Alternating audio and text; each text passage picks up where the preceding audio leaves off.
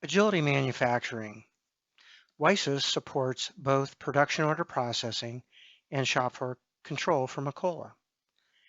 We're going to take a look at POP issuing material and also shop floor issuing material. Those of you that have been using POP for a long time may have been thinking you needed a better way to keep track of your material if your material plan varies and you're looking for WIP. WiSys supports that method. We're also going to look at production order processing and shop floor on the handheld to report production. Then I'm going to stop by and show you how production backfill works. POP production backfill is really a one-step manufacturing solution. It creates, releases, and reports production all in one go.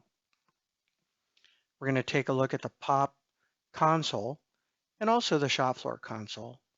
And then we're going to do some labor reporting as we finish up. Let's take a look at how it works. Firstly, I want to take a look at the desktop of Agility Explorer. I have things focused here on order numbers in reverse order, and I'm going to work on order 389. And you notice there's a shortage and it's unreleased. I'm going to go ahead and check this box and release it. So I have a released POP order now. I'm going to go ahead and stop by the console, and if I refresh the grid and sort it by order number,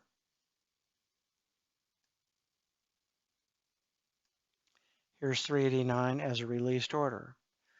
The benefit of the console is that you can do many transactions right here. You could print a document, release or unrelease an order, do production, backfill, issue material, reprint labels. You can look at the order and things like that. To print a document today, I'm going to use this application over here for the POP pick tickets. And since I've released this order, even though there's a shortage, I can still print the picking document. You get a nice crystal report here, and it'll show you the items that you need to pick. And we're going to concentrate on these two items, the A binned item and the B binned item.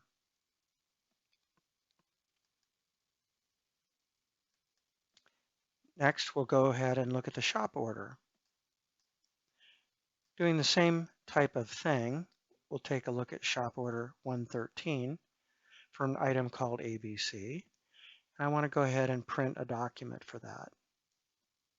So by doing so, I click this box and hit print and get a nice crystal report for a shop packet.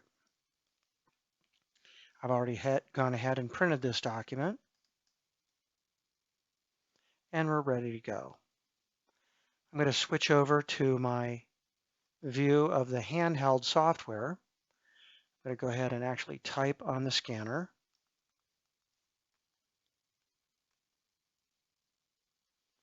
And we are on the distribution tab. I'm going to finger my way over to POP. I'm going to do an issue.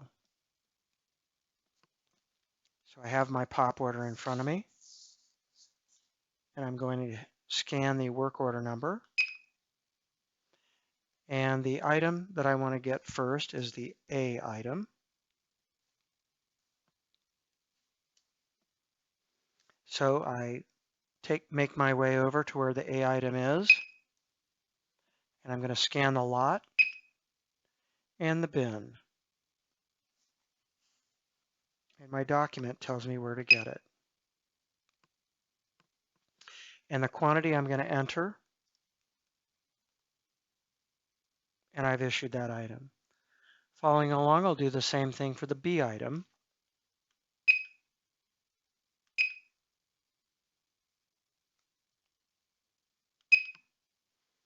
And the quantity. So I've issued 2 out of the 3 items against that POP order. So that job is done. Let's look at the same thing for shop floor.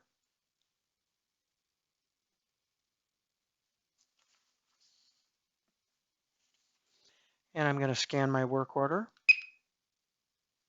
And the first item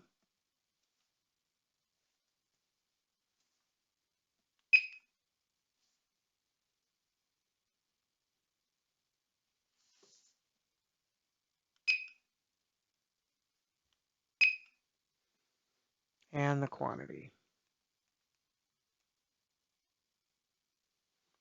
And we'll do the B item again too.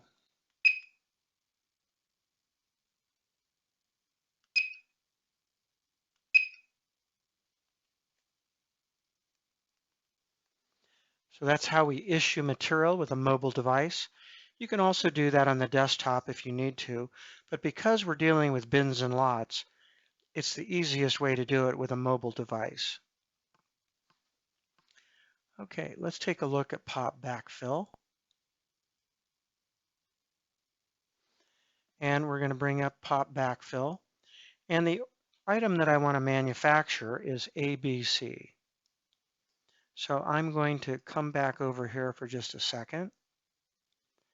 And I'm going to go to the inventory control group. And I'm going to go to the master list.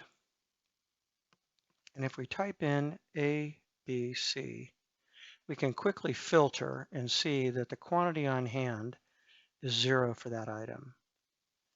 Coming back to the scan gun, I'll go ahead and type the item in. And the quantity I want to make is 200. And I hit enter. And I'm going to pick my printer. And I'll get a label. Getting a label at the time of production is the safest way to be able to label the product that you've just built. I just refreshed the screen and you can see there's 200 right there. I know there are many customers out there that have a very simple manufacturing system. You put an order, a sales order in the system, and you print off a pick ticket and tell the shop to make the product. This is a very simple way to make product using POP Backfill. Okay, I'm now going to go back to the shop floor group. And I've been working away. I logged in earlier. And so you can imagine a terminal out on the floor with this simple user interface. And I might scan, look up, or type my ID number.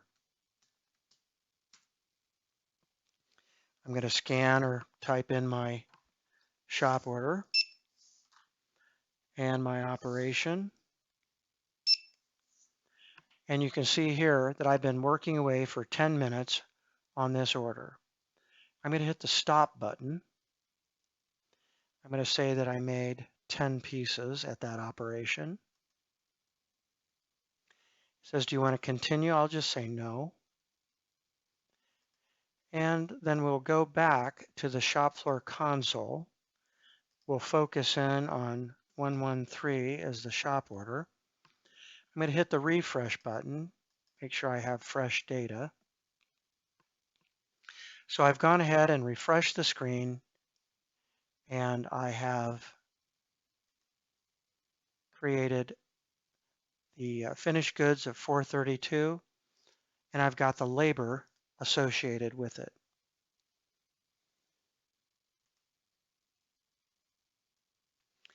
By looking at the review tracked labor, I'm going to go ahead and look at the order number. And you can see here that for operation 20, I have 10 units that I've completed, and I have time associated with this job. So as I continue to work on more jobs during the day, I'll accrue more time. And this goes into this review table. And then later on, we would use this post button to split our time across many jobs before we do the posting. So that is a quick overview of agility manufacturing.